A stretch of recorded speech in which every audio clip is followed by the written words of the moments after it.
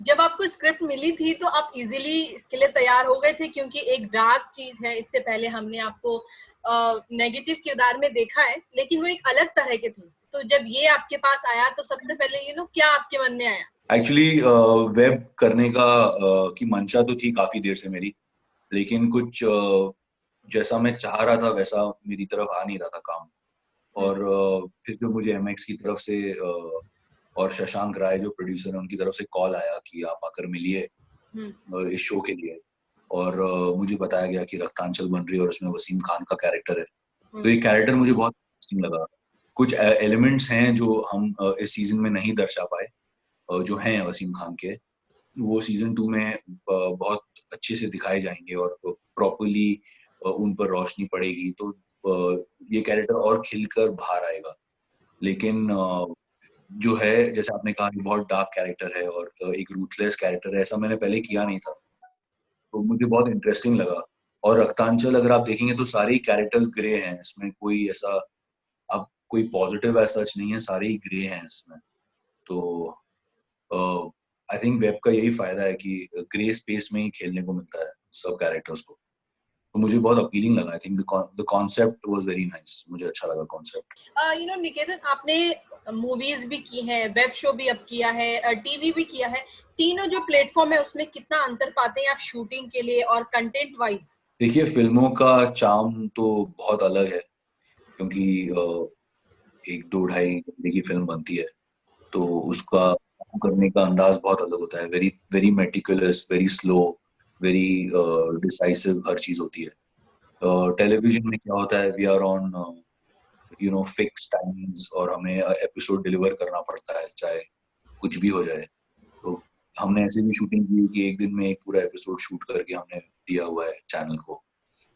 तो वहां पर अलग दिक्कतें आती हैं as far as creatively is concern. और वेब कहीं फिल्म और टेलीविजन के बीच में पड़ता है, कि जहाँ जो है फिल्म में सब बजट तो नहीं होता लेकिन बहुत अच्छा बजट होता है, और शूट आपको करना है एक एक particular amount in a day, एक आउटपुट आपको देना है अच्छा।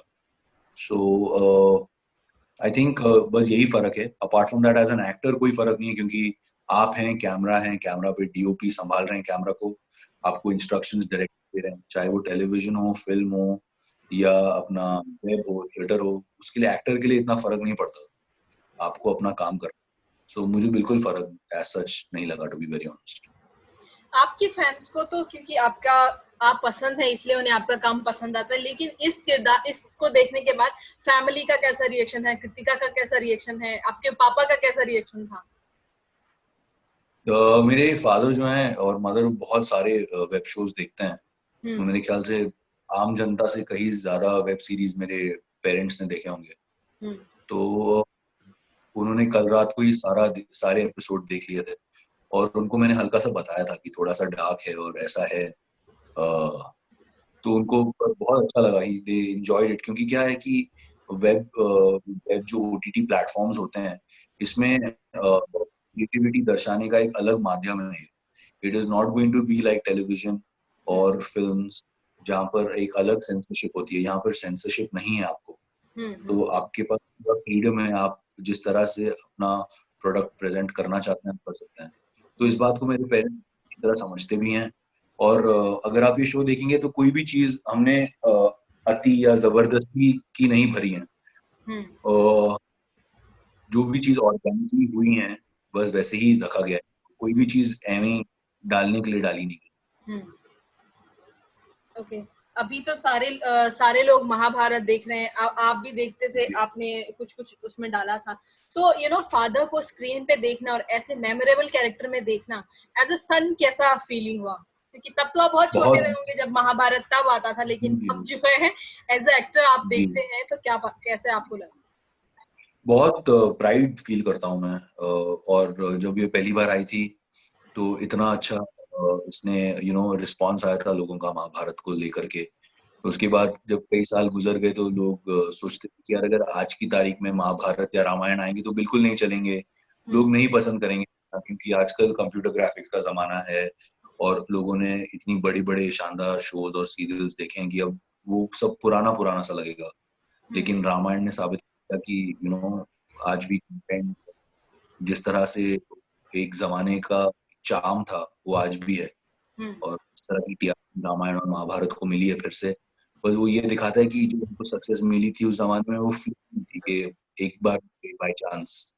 इन्होंने इतने 35 साल बाद भी उसी किस्म की सक्सेस आज भी उन्हें मिली है, एंड बहुत खुशी होती है देखकर, क्योंकि जितनी मेहनत डायरेक्टर्स, प्रोड्यूसर्स, एक्टर्स सभी लोगों ने की है उसका फल मिल रहा है उन्हें, so it feels good. Okay.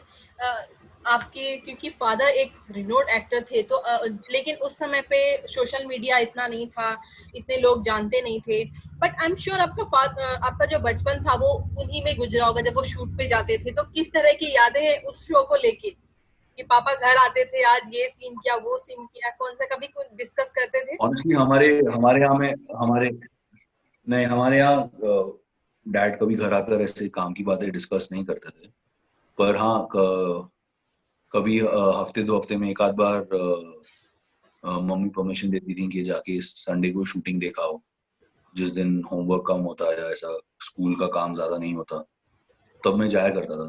शायद महीने में एक बार, 2 महीने में एक बार, कभी कुछ अच्छे सीक्वेंस एक्शन शूट हो रहा हो तो शायद महीने में 2 बार। तो बहुत बहुत यादें हैं वही शूटिंग देख देख कर कि कहीं ना कहीं मेरे ख्याल से एक बच्चे के मन में ख्याल भी आया कि शायद मैं भी अभिनेता बनूं और शायद मैं ये कर सकता हूँ। तो सारी चीजें जो हैं उसकी जड़ महाभारत से हुई मेरे लिए। तो किस तरह का आपका स्ट्रगल रहा एक्टिंग को लेके? और आई एम श्योर उतना ज्यादा नॉर्मली, क्योंकि आप लोगों को जानते थे, लोग आपको जानते थे, लेकिन फिर भी अपनी जगह बनाने में कितना आपको संघर्ष करना पड़ा? जी, मेरा स्ट्रगल तो रहा है, और स्ट्रगल के बारे में बात क्या करूं, जब किसी दिन वक्त आएगा तब बात करूंगा। फिलहाल तो अपना मार्क बनाने और अपनी जगह बनाने और उसी की कोशिश जारी है। ऐसा नहीं है कि मेरे फादर की वजह से मेरी जर्नी कुछ आसान रही है कुछ, क्योंकि मेरे फादर कोई स्टार नहीं थे, कोई इतने बड़े प्रोड्यूसर या डायरेक्टर नहीं थे जो मुझे एक लॉन्च पैड दे पाते। तो सारी मेहनत मुझे अकेले ही करनी थी। और जी, ये जरूर एक बात अच्छी थी कि क्योंकि मैं इस माहौल में पला बड़ा था, तो मुझे एक समझ थी इस लाइन ऑफ वर्क की। और इसका दौरा ये भी था कि जब मैं बहुत छोटा भी था, बहुत नया भी था, तो लोग एक्सपेक्ट करते थे कि अच्छा ये तो उनके बेटे हैं, इनको इतना तो काम आना चाहिए। तो कई चीजों में भी बहुत चैलेंजिंग ऑल्सो कि to live up to that. तो जो भी काम मिला वैसे ही मिला, दूसरे लड़कों की तरह लाइन में खड़े होकर ऑडिशंस देकर, क्योंकि I always been a tall guy. मैं तो थोड़ा सा अलग लगता हूँ लोगों से, मेरा जिस तरह से हाइट और बिल्ड और सब कुछ है, इट्स नॉट वेरी कॉमन। तो उस वजह से तो जी, स्ट्रगल तो रहा ही है अब, और स्ट्रगल के बिना सक्सेस का मजा भी नहीं आता, टू बी वेरी ऑनेस्ट। जी। एक आपका इंटरव्यू पढ़ रही थी जिसमें आपने बताया कि जस्ट बिकॉज ऑफ मेरी हाइट और जो पर्सनालिटी है उसकी वजह से मुझे कभी कॉलेज लवर बॉय या फिर कोई ऐसा कैरेक्टर नहीं मिल सकता जहां लोग मुझे चिढ़ाते थे। तो क्या स्कूल कॉलेज में कभी ऐसा हुआ कि चिढ़ाते थे लोग? हम बोलते हैं जी ना जो एक्चुअली लंबे लड़के होते हैं लंबू करके, या फिर कुछ ऐसा? जी एक्चुअली क्या है, अगर आप आज भी देखें कई बार एक लंबे इंसान का मजाक उड़ाना इज कंसिडर्ड फनी, हाँ, कि यार उसकी हाथ लंबे हैं या टांगे लंबी हैं। लेकिन अगर आप किसी नाटे का मजाक उड़ा दो तो एक बहुत बड़ी भीड़ है जिसको बहुत बुरा लग जाएगा कि यार देखो ना, नाटे का मजाक उड़ा रहा है, शो ऑफ कर रहा है। तो लोग सेंस ऑफ ह्यूमर बहुत एक तरफा है, क्योंकि और ये अच्छी बात नहीं है, क्योंकि मेरे बहुत से फैंस हैं जो बच्चे हैं, जो स्कूल में पढ़ते हैं, कॉलेज में पढ़ते हैं, जो अपनी उम्र के लिए ज्यादा लंबे हैं। तो उन बेचारों के साथ ऐसा होता है, तो मैं उन्हें हमेशा कहता हूँ कि आप अपने ऊपर भरोसा रखिए, आपको भगवान ने आपको इस बात की खुशी होनी चाहिए। और ये हमारा ही देश है, हमारा ही देश नहीं, मतलब हर देश में ऐसा होता है कि they make fun of people who are different, but at the same time it is so important and you should feel blessed कि आप थोड़ा अलग हो लोगों से। तो अब तो ऐसा हो गया कि जितने मेरे दोस्त हैं जो कभी कभी मेरी लंबाई का मजाक उड़ाते, तो मैं कहता हूँ अगर मैं घूमकर तुम्हारी नाटे पने का मजाक उड़ाने लगूँ तो मेरे पास बहुत मसाला है, 1-2 साल चलेगा, पर क्या तुम्हारे यहाँ हिम्मत है झेलने की? तो फिर वो शांत हो जाता है। एग्जैक्टली ऐसे बोलना आसान होता है, झेलना मुश्किल होता है। तो आई जस्ट फील एक ये जो चीज होती है ना कि आप किसी की लंबाई चौड़ाई या किसी का वजन ज्यादा वजन कम से आप किसी को जज करते हैं एज अ पर्सन, बहुत स्टूपिड। क्योंकि आप जज समझिए कि अगर अच्छा यार ये लंबा चौड़ा है तो ये खतरनाक होगा, या ये पतला सा सहमा सा है तो बहुत अच्छा लड़का होगा। वो जरूरी नहीं है। I mean someone like even Adolf Hitler जो थे, नाटे थे एकदम, उनका डिमीनर छोटा था, लेकिन वो he had ruined all of Europe and most of the world. और there have been people who've been big and tall and who've been very kind and gentle also.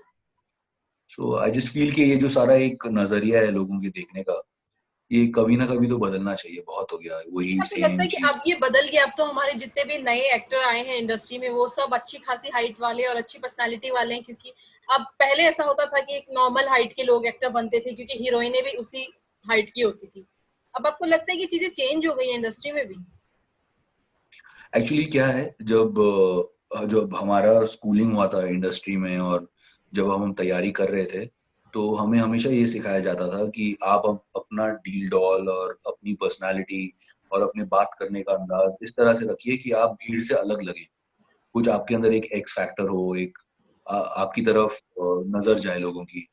लेकिन आजकल जब आप सिनेमा देखेंगी, चाहे वो वेब हो, टेलीविजन हो, मूवीज हो, आपके जो हीरोज भी हैं वो आम जनता का एक हिस्सा लगते हैं। तो कॉमन मैन, जैसे एक जमाने में अमोल पालेकर साहब थे, उस किस्म के आजकल के कॉन्सेप्ट ज्यादा चल रहे हैं। जैसे आयुष्मान भी है, he plays a common man, उसकी कहानी, उसकी दिक्कतें। तो जो एक लार्जर देन लाइफ इमेज थी एक जमाने में, वो धीरे धीरे मुझे लगता है कहीं ना कहीं खत्म होती जा रही है। जी जी। तो जो अभी आज भी। लॉकडाउन हाँ कैसे जी। बीत रहा है? अपने शो के अलावा आपने बाकी कौन से शोज देखे हैं और क्या क्या कर रहे हैं घर में? लॉकडाउन तो ठीक ठाक बीत रहा है, जैसे सब लोग का बीत रहा है वैसे ही बीत रहा है। हम्म। और शोज, हाँ हम देखते हैं जितने शोज देख पाते हैं, अलग अलग भाषाओं में, नेटफ्लिक्स पर, amazon पर, MX पर। वी कीप वॉचिंग शोज, अब अभी I just finished a few. तो यार जैसे सब लोग का लॉकडाउन चल रहा है बिल्कुल वैसे ही चल रहा है। क्या रूटीन, क्या कैसा रूटीन रहता है आपका फिटनेस को लेके? हमारा भी रूटीन। वर्कआउट कर रहे हैं? हाँ वर्कआउट जी, बहुत बस जरूरी है एक्टर्स के लिए आजकल। वर्कआउट तो वर्कआउट तो करता हूँ रोज। उसके अलावा ऐसा कोई रूटीन फिक्स नहीं है हमारा।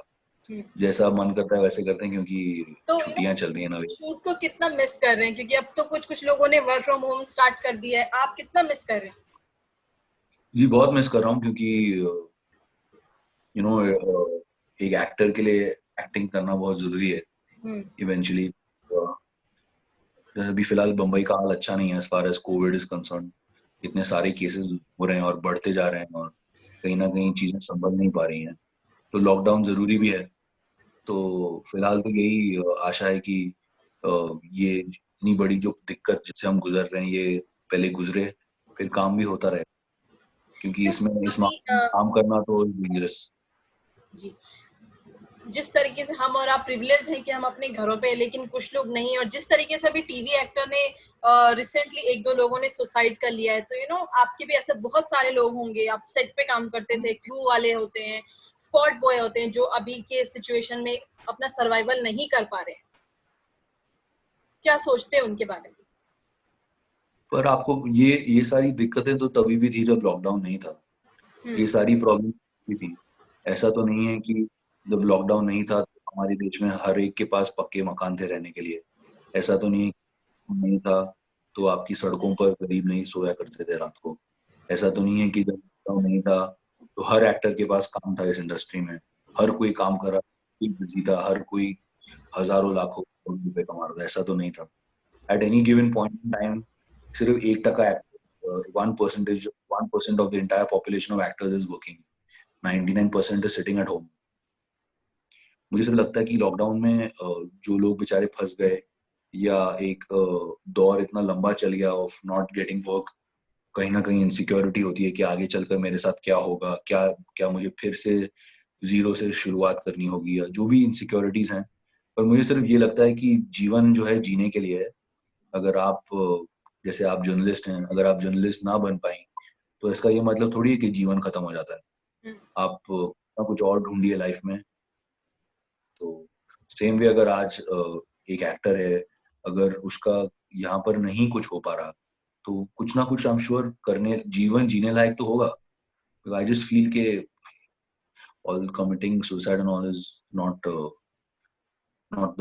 the wisest of decisions also. मुझे पता है it's not easy for someone who does it. It's a very tricky situation. पर on my personal views always कि just because of work and to get depressed over it is not worth it. आप कुछ ना कुछ positive हमेशा life में सोच सकते हैं अगर आप सच में जीना चाहें, क्योंकि जिंदगी is to live, life is to live, life is to love, life is to laugh. You have to get out of it. क्योंकि और लॉकडाउन अभी मुझे लगता है बहुत चीजों के लिए बहाना भी बन गया है कि अब हुआ है तब ऐसा हो गया है। ऐसा तो नहीं है कि पहले हमारा देश अमेरिका था और अब जाकर ये हाल हो गया है। We have always had these problems, चाहे वो भूखमरी हो, चाहे हर चीज हो, गरीबी हो। ऐसा नहीं है कि हमारे देश में प्रॉब्लम नहीं थी, बस ये है कि लॉकडाउन जस्ट की वजह बिकॉज से आर्टिस्ट का जो है वो 2-2 ढाई-ढाई महीने से काम नहीं और मिल रहा है। आज हमारे आर्टिस्ट का तो बहुत बुरा हाल है। लेकिन और मेरे आई एम श्योर हमारे एसोसिएशंस कोशिश भी कर रहे हैं कि कहीं ना कहीं काम शुरू हो ताकि लोगों के घर चलें। लेकिन सिचुएशन इतनी ज्यादा ट्रिकी हो गई है कि क्या किया जाए, और इसमें हम तो कोई अथॉरिटी नहीं है इसकी डिसीजन लेने के लिए। जो लोग इसको हैंडल कर रहे हैं आई एम श्योर उनमें इतनी समझ है, बूझ है कि क्या करें और क्या ना करें। तो कहीं ना कहीं हल निकलेगा कि किस किस तरह इसका तो में काम भी करें और सावधानी भी सब बरतें। तो क्या लॉकडाउन से पहले आप कुछ शूट कर रहे थे, कोई प्रोजेक्ट कर रहे थे, क्योंकि ये तो आप शूटिंग पहले कर चुके होंगे? जी लॉकडाउन से पहले मैंने बस अपना सूर्यवंशी खत्म की थी। सूर्यवंशी का सारा डबिंग वबिंग खत्म हुआ, फिर हम ये रक्तांचल की सीजन 2 स्टार्ट करने वाले थे। और हाँ, मैंने कुछ दिन ऑफ लिए थे क्योंकि सूर्यवंशी का प्रमोशन वगैरह होने वाला था और लॉकडाउन फटाफट अनाउंस हो गया, हमने वो फिल्म पोस्टपोन कर दी। अपनी शो को इस तरह से प्रमोट करना, मतलब आई एम श्योर, मुझे लग रहा है कि आपको अच्छा ही लग रहा है कि आप काफी रिजर्व पर्सन है, भीड़-भाड़ पसंद नहीं करते, जिस जितना आप नहीं ऐसा नहीं है, ऐसा नहीं है कि फिलहाल तो I am just very happy कि इस सब सिचुएशन के बीच हम अपना शो जो है इसका पोस्ट प्रोडक्शन वगैरह खत्म करके रिलीज कर पाए, वरना हमें और रुकना था। हम काफी कुछ जहाँ इसकी डबिंग और पोस्ट प्रोडक्शन हमने घर पे बैठे बैठे किया। तो मुझे तो सिर्फ खुशी है क्योंकि सिचुएशन चल रही है, कम से कम काम जिसको से बनाया वो लोगों के साथ कर पा रहे हैं। तो ऐसी कोई दिक्कत नहीं, पर फर्क ये होता है जब आप प्रमोशन अपने कास्ट और क्रू के साथ करते हैं तो थोड़ा और हंसी मजाक का माहौल होता है। इट्स इजी, थोड़ा गिव एंड टेक होता है, इट्स जस्ट आपको ज्यादा चीजें याद आती हैं। कभी कभी अकेले बैठे चीजें याद नहीं आ पाती।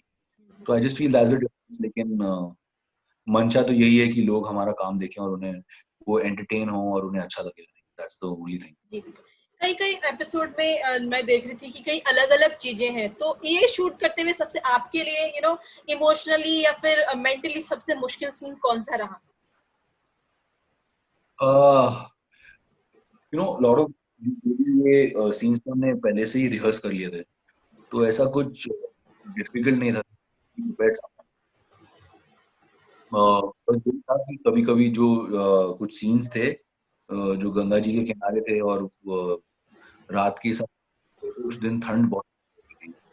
मेरे ख्याल से 2 डिग्री किस्म की ठंड थी या 3 डिग्री होगी, और बहुत पतले मैंने कुर्ता पजामा बहुत पतला पहना हुआ था। तो मुझे याद है इतनी ज्यादा सर्दी हो रही थी कि डायलॉग बोलना मुश्किल हो गया था।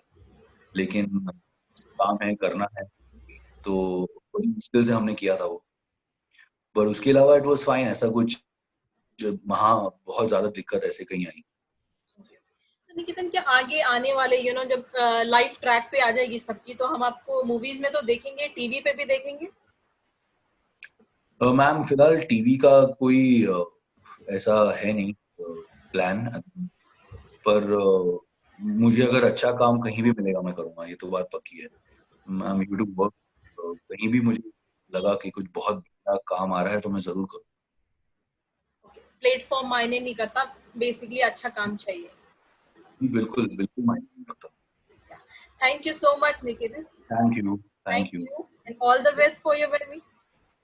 Thank you so much, thank you.